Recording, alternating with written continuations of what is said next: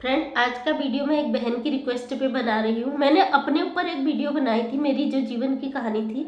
तो उन बहन ने मुझे आज लाइव में आके मुझसे बात की। उन्होंने बोला, दीदी आपकी जो जीवन की कहानी है उसे सुनकर मुझे मतलब इतना आपका स्ट्रगल भरा लाइफ मैं जानना चाहती हूँ। कोई आपकी कहानी सुने न सुने, मैं आपके बारे में जानना चाहती हूँ, आप और बताओ। तो मैंने उन्हें बोला, सिस्टर मेरी लाइफ की इतनी खतरनाक कहानी है, अगर आप सुनोगे तो शायद आप शॉक्ड रह जाओगे। उन्होंने कहा, नहीं मैं जानती हूँ आपके जीवन की बहुत खतरनाक स्टोरी रही होगी, क्योंकि आप इतनी स्ट्रॉन्ग हो और मैं कोई सुनना चाहे या ना चाहे आप मेरे लिए वीडियो बनाओ, मैं आपको सुनना चाहती हूँ। तो पहले बहुत बहुत धन्यवाद। दसंती फैमिली ब्लॉग है और सिस्टर ने बोला मुझे कि मैं अपने जीवन की कहानी रखूं।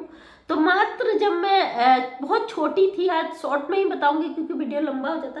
बहुत छोटी थी, हमारी मदर की डेथ हो गई। बहुत छोटी भी नहीं होंगी, 5th-4th क्लास में पढ़ती थी, हमारी मदर की डेथ हो गई थी। पूरी फैमिली की जिम्मेदारी सर पे थी और 5-6 किलोमीटर पैदल हमें जाना पड़ता था। लेकिन बहुत उस समय गाँव के गरीबी के हालात थे। आज मुझे शर्म नहीं आती कि मैं इतनी मतलब अच्छी फैमिली में हूँ और इतने हाई उसमें हूँ। मुझे शर्म नहीं आती कि मैं अपनी ज़िंदगी की कहानी बताते हुए मुझे शर्माए। कई लोग कहते हैं आज आप इतनी रिच फैमिली में हो, आप ऐसे मत बोलो, लेकिन वो मेरी सीढ़ी है, उससे मैंने कदम रख के आगे बढ़ना सीखा और मैं अपनी सीढ़ी को कभी अपनी लाइफ में खोना नहीं चाहती, भूलना नहीं चाहता। और हर उस बेटे को एक गाइडलाइन देना चाहती हूँ। अगर आप जिस सीढ़ी से चढ़कर ऊपर जाते हो ना, वो बहुत मायने रखती है। वही सीढ़ी आपको आसमान की बुलंदी तक पहुंचाती है।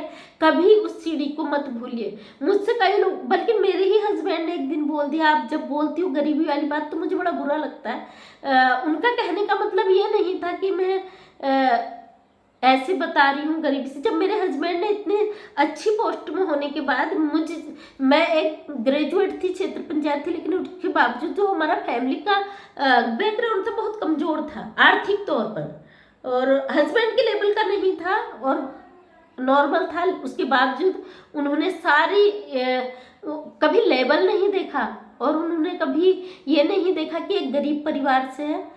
पूरा तब से आज 18 साल, मेरी शादी को 10 जुलाई को हो जाता, तब तक उन्होंने मेरे को पूरा सपोर्ट किया है। कभी उन्होंने मेरी बातों के खिलाफ नहीं गए, उन्हें पता था अपनी जगह सही है। और मेरे लिए सबसे बड़ी बात यही थी कि मेरे हस्बैंड का मुझे पूरा सपोर्ट था। तो मैं अपने जीवन की जो कहानियां हैं एक साथ में बताऊंगी तो शायद बरसों बीत जाएंगे और पूरे नहीं होंगे। तो मुझसे बहन की रिक्वेस्ट पे मैंने वीडियो बनाया। उनका, दीदी आपकी ज़िंदगी की जो कहानियां हैं मैं सुनना चाहती हूँ। तो बहुत दर्द और बहुत स्ट्रगल और बहुत सारी परेशानियां जब मिलती हैं ना, या तो बेटियां टूट जाती हैं या फिर स्ट्रॉन्ग हो जाती है। वही दो चीज़ें हमारे साथ हुई। बचपन में माँ का हाथ छूट गया, पिताजी थे, 5-6 भाई बहन थे। बड़ी बहन थी, उनका भी मतलब एक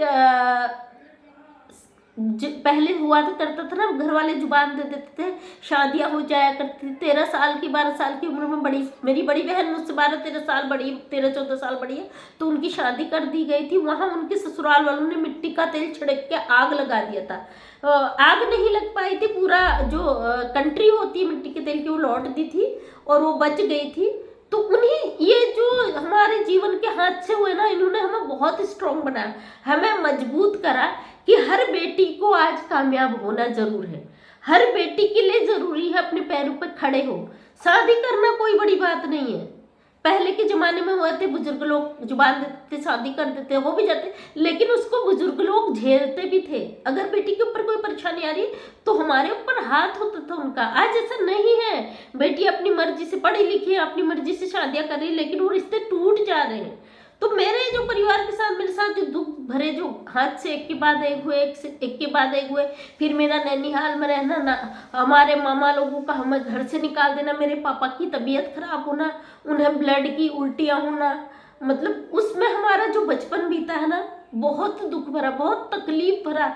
और तकलीफ नहीं, मैं उसे अपना आदर्श मानती हूँ, क्योंकि उन तकलीफों ने मुझे पहचान दी मेरे गांव में। और जब मैंने पहली बार 10th किया ना, 91% बहुत मायने रखता है उत्तराखंड बोर्ड से। और जब मैंने 12th किया तो मुझे मेरे गांव के लोगों ने मुझे सपोर्ट किया, क्योंकि आज के समय में देखो कोई किसी को आर्थिक रूप से सपोर्ट नहीं करता। मेरा कॉलेज का एडमिशन रुक गया था क्योंकि मेरे पापा बीमार थे, मैं बीमार थी उस समय, तो मुझे पता ही नहीं चला कब मेरा एडमिशन हुआ। मुझे इतना सपोर्ट करा लोगों ने। और जब मेरा 12th जैसे ही हुआ तो मेरा RSS विद्यालय में चयन हो गया, वहीं से मेरा शिक्षा मित्र में चयन हो गया, एक अध्यापिका के पद पर चयन हो गया। मैंने वो नौकरियां भी छोड़ी क्योंकि मुझे मेरे गाँव की को लगा कि उन्हें मेरी जरूरत है। वहां से जब महिला क्षेत्र पंचायत का पता है, मैं 19 साल की उम्र में मैंने क्षेत्र पंचायत का इलेक्शन लड़ा। वहां से गांव के लोगों ने मुझे इतना प्यार दिया कि मैं पीछे नहीं हट पाई। वहीं से मैंने उत्तराखंड की महिलाओं के सिलाई सेंटर, ये सारी एक NGO में काम किया। NGO से मुझे लगा कि मैं आर्थिक रूप से इसमें कुछ मेरा रोल नहीं है, और मैं पैसा विभागों से मंजूर करा के ला रही हूँ गवर्नमेंट के लिए। 68 लाख का प्रोजेक्ट डूब गया मेरी वजह से, तो मैं वहां से हट गई।